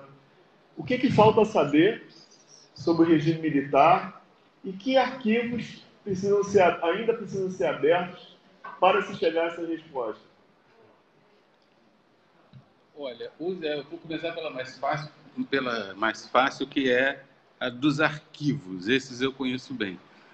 Eu acho que seriam os arquivos dos órgãos de informações os únicos que também faziam prisões e interrogatórios, ou seja, o Centro de Informações do Exército, o Centro de Informações da Marinha e o Centro de Informações de Segurança da Aeronáutica, CISA, CENIMAR e CIE. Esses 3 arquivos nunca foram abertos ao público e os comandantes militares, ao longo dos últimos governos, dizem que eles foram destruídos. O da Aeronáutica, não. Eles fizeram o que a gente chama de saneamento, ou seja, tiraram os documentos mais comprometedores e mandaram para o Arquivo Nacional, que é mais ou menos inútil. Embora sempre se encontre uma coisa ou outra, porque esses saneamentos nunca são bem feitos. É verdade.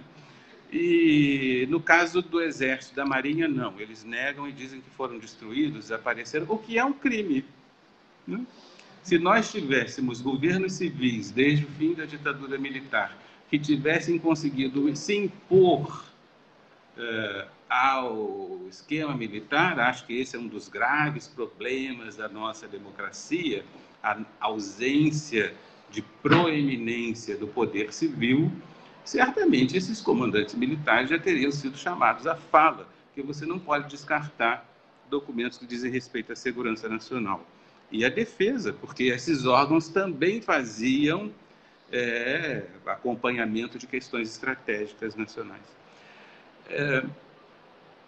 Eu acho que tem um campo muito interessante, Chico, de responder a questão do que falta, né? Há muita coisa, a história se reinventa constantemente e os documentos que eu analisei para fazer determinada coisa vão ser reinterpretados por outras pessoas. Mas, falando em campos pouco conhecidos, eu chamaria a atenção para a pesquisa nos acervos estrangeiros, né? Ainda agora há uma grande celeuma sobre o que seriam supostas descobertas de documentos sigilosos da antiga Tchecoslováquia, né? Muito difundidos pela direita, pelo pensamento mais conservador, segundo os quais, então, a Tchecoslováquia teria auxiliado os comunistas brasileiros. Bem, claro, isso aconteceu mesmo. Nós estamos carecas de saber disso e há artigos e artigos escritos sobre isso. A Tchecoslováquia, a antiga Tchecoslováquia, junto com a Coreia do Norte, acolheu um grupo reduzido de comunistas brasileiros que foram fazer treinamento guerrilheiro em Cuba. Então, essas pessoas iam pela Coreia do Norte ou pela Tchecoslováquia obter documentos falsos e voltavam para o Brasil, clandestinamente, né? Os famosos guerrilheiros treinados em Cuba, treinamento que era absolutamente precário e ridículo, diga-se de passagem. Mas, enfim, tinha aquela aura mística do guerrilheiro que foi treinar em Cuba. E comunistas desses outros países, sobretudo esses 2 que eu me referi, davam esse apoio em termos de documentação, passaportes secretos. Bom, isso a gente sabe desde sei lá quantos anos. há poucas pesquisas em relação a isso, né? Agora mesmo eu vi alguém nesse campo mais conservador e que vê com positividade a ditadura dizer que a União Soviética tinha planos de fazer isso ou aquilo no Brasil. Bom, a União Soviética apoiava o PCB, né? De maneira que as coisas são muito pouco conhecidas ainda, talvez pela dificuldade de acesso à língua, sobretudo nesses países mais de língua mais difícil para a nossa média de pesquisadores, e é um campo muito promissor. Você vê os trabalhos do João Roberto Martins Filho sobre a Inglaterra e sobre a França, mostrando que a Inglaterra ajudou, o governo inglês ajudou a tortura no Brasil, mostrando que o governo francês igualmente fez também isso. Então, essa pesquisa no campo dos acervos estrangeiros, eu pesquisei muito dos Estados Unidos, João Roberto, Inglaterra e França, mas ainda há um campo vasto, porque é uma forma indireta da gente conhecer aquele período, né?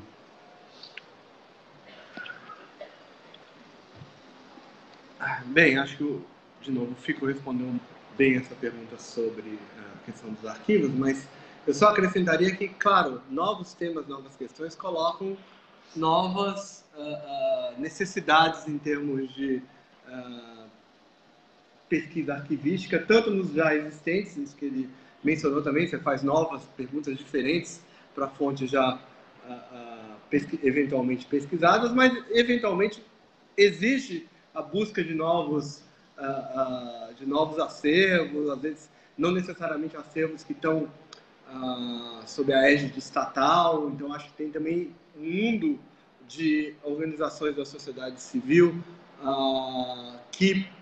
onde eventualmente há possibilidade de pesquisa importante, e acho que houve uma coisa positiva nos últimos anos, que tem a ver com um trabalho importante de historiadores, de arquivistas no país, que foi o Brasil sempre tem essa famosa frase, não tem memória, etc. Isso eu relativizaria bastante isso, né? Acho que a gente tem, nos últimos 10, 20 anos, políticas muito importantes em relação à memória, com problemas, com tensões, etc., mas que permitiram esse boom de pesquisas que a gente está mencionando aqui, e que acho que ainda há muito que se explorar nesse sentido. Então, óbvio que a questão dos serviços de informação, especialmente das Forças Armadas, é uma questão crucial, um calcanhar de Aquiles desse processo, mas que não deve servir, me parece, para a gente esquecer o quanto de avanço que houve nessa questão dos arquivos. Em relação aos temas, acho que nas minhas respostas aqui eu já fui mencionando alguns em relação à história social, que é o campo de onde eu venho, né? Me parece que perceber melhor como homens e mulheres comuns vivenciaram o processo de ditadura é um desafio fundamental, uma ditadura longa, né? Então a gente está falando de conjunturas diversas, né? Acho que esse é um desafio que começa a ser enfrentado, mas que ainda está longe de a gente ter sistematizações mais interessantes, e que eu diria que corre risco, voltando à sua pergunta inicial, é uma área que talvez corra risco do ponto de vista do interesse, na medida que a tensão política em torno dela acho que é um campo em disputa. Mas eu diria que sim, que pensar homens e mulheres comuns vivenciando o processo de ditadura é um grande desafio para a nossa historiografia, que, por razões variadas, tendeu a ser uma historiografia muito na história política, né? Muito ancorada ou nas oposições ou nas políticas de Estado. Nenhum problema com isso. Mas acho que há um campo importante do ponto de vista da história social da ditadura a ser explorado. Convido vários aqui a percorrerem esse caminho. Inclusive, Chico, lembrar todo o processo longo da Lei de Acesso à Informação, a luta que todos nós tivemos com o apoio da imprensa em relação à abertura dos acervos documentais. Vejam que eu só consegui acesso às atas do Conselho Monetário Nacional depois, isso foi no Carnaval passado, retrasado, numa reportagem. Eu me lembro que havia na primeira página do Globo uma baiana linda, negra, assim, de carnaval, era dia de carnaval. E na coluna direita do Globo, da primeira página, a matéria da Miriam Leitão, me apoiando no processo contra o Ilan Gold, para abrir as atas do Conselho. Foi só depois do apoio da imprensa que eu consegui que esse Banco Central abrisse as atas do Conselho Monetário Nacional. Vejam, foi preciso a primeira página do Globo para a gente conseguir ter acesso às atas do Conselho Monetário Nacional. Apesar de ter sido no Carnaval, acho que foi domingo de Carnaval, isso deu uma repercussão. Agora o ex-presidente do Banco Central disse para Miriam Leitão que foi o pior Carnaval que ele passou. Mas eu acho que muitas vezes a imprensa também tem um papel muito importante. É isso que eu queria que o Chico talvez pudesse falar, porque eu me lembro que nos 50 anos do golpe, boa parte das inovações e revelações, inclusive essa coisa dos torturadores, perpetradores, veio da imprensa. Então tem aí também um campo, não sei se ainda se fala em jornalismo investigativo ou se é apenas boa reportagem, né? Mas que traz à tona um conhecimento que é muito relevante sobre aquela época também. Eu acho que esse assunto já esteve mais quente nas redações, né? As redações da mídia tradicional hoje estão muito enxutas, o modelo de negócio enfrenta uma crise como nunca enfrentou na sua história, mas, de qualquer forma, essa reportagem está migrando para outras plataformas de jornalismo independente bem interessantes. Eu espero que esse assunto volte a encantar os repórteres, né? Foi um assunto sempre que me encantou demais. Eu gosto desses desafios e vejo uma nova geração também interessada. Já vivemos momentos assim mais férteis, né?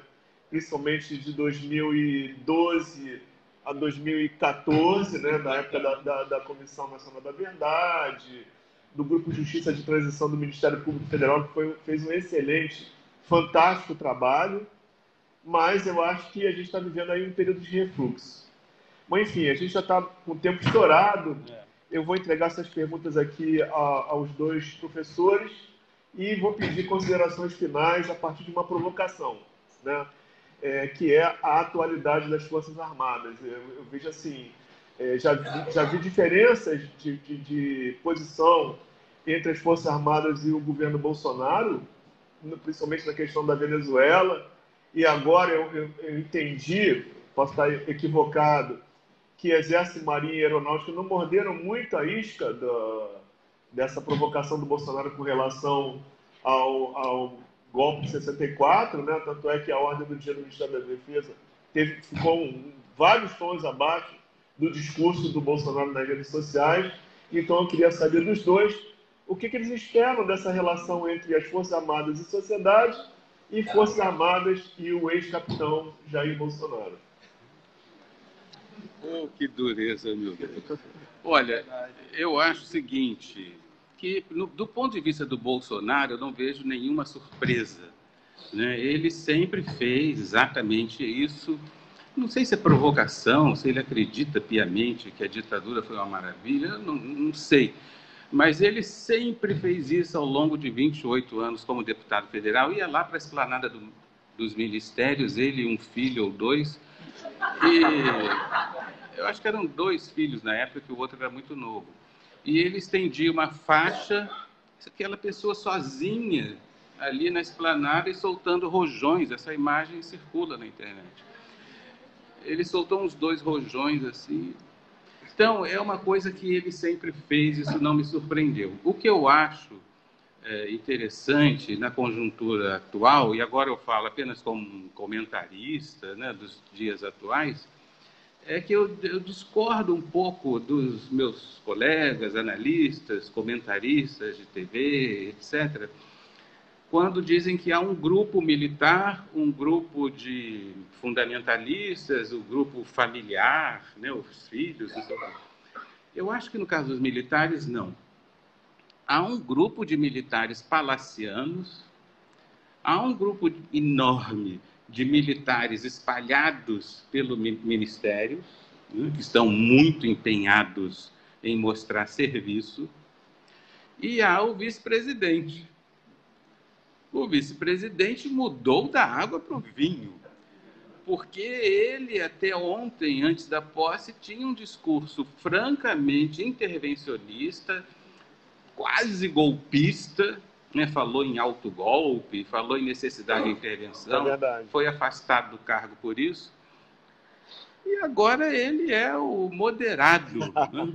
Moderadíssimo. Não sei se ele tem algum interesse, né, que não declare. E nós temos, finalmente, além dos grupos de ministros que estão nos ministérios, são muitos, eu não sei se vocês já se deram o trabalho de contar, eu já. O vice-presidente, que é uma entidade militar e vice-presidente, né? Nós temos esses ministros palacianos, que têm, tanto quanto o vice-presidente também, se posicionado de maneira distinta em relação ao próprio presidente da República em diversos assuntos, mas com moderação, com um pouco mais de sobriedade do que o próprio vice-presidente general Hamilton Mourão, que esse está afoitíssimo, marcando posição contra o presidente da República, por mais que ele seja elegante e respeitoso, mas ele sempre dá declarações. Agora mesmo ele disse, não, esse vídeo aí, o vídeo de comemoração, né? Esse vídeo aí foi o Bolsonaro que autorizou. Não tem nada a ver com isso. Foi mesmo, né? Mas enfim, ele está dizendo, não tem nada a ver com isso. E, portanto, os ministros palacianos são ministros aí que estão tentando tutelar o presidente, claramente, né? Tutelar no sentido de aparar arestas, de, enfim, impedir que ele fale alguma loucura, se contraposicionando em relação aos ministros mais claramente despreparados, enquanto que o vice-presidente ele tem uma atitude mais ofensiva, eu vejo isso claramente, né? Como a gente viu em outros momentos da história republicana brasileira. De modo que, em relação aos militares, hoje em dia, eu acho que não há os militares, né, como uma categoria generalizada e unida em torno de um certo propósito. Não há isso. Eu converso, nos últimos anos, com muitos oficiais superiores em relação ao tema da ditadura, por exemplo. Oficiais superiores são os oficiais que ainda não são generais, né, das 3 Forças Armadas. Muitos me dizem, professor, a gente preferia que esse tema da ditadura fosse esquecido. É claro que é impossível esquecer, mas na cabeça desses militares, essa falação sobre a ditadura militar da parte de quem defende o golpe e a ditadura é negativa para os objetivos profissionais das 3 Forças Armadas, né? Então, vocês veem que também há um problema geracional entre os oficiais generais que estão na reserva ou que estão quase entrando na reserva e os oficiais, como eles se dizem, mais modernos, oficiais superiores, que gostariam de parar de ter que defender o indefensável. Bem, exato. Eu não sou nenhum especialista em militares, e nós vamos ter uma mesa específica sobre militares, acho que a mesa 3, com a Adriana Barreto e Eduardo Heleno, da UF, onde certamente essas questões vão ser discutidas por quem entende. Mas, dando um breve pitaco aqui, eu acho que essa questão que o Fico levanta da diversidade, digamos, dos militares, é uma questão importante. Primeiro, por conta da relação com o próprio presidente Bolsonaro, né? O quanto ele é tutelável né? Ele tem se mostrado, obviamente, arredio a qualquer tipo de tutela, e me parece que parte do jogo aparentemente caótico que ele tenta criar faz parte dessa rota de fuga de qualquer tentativa de tutela.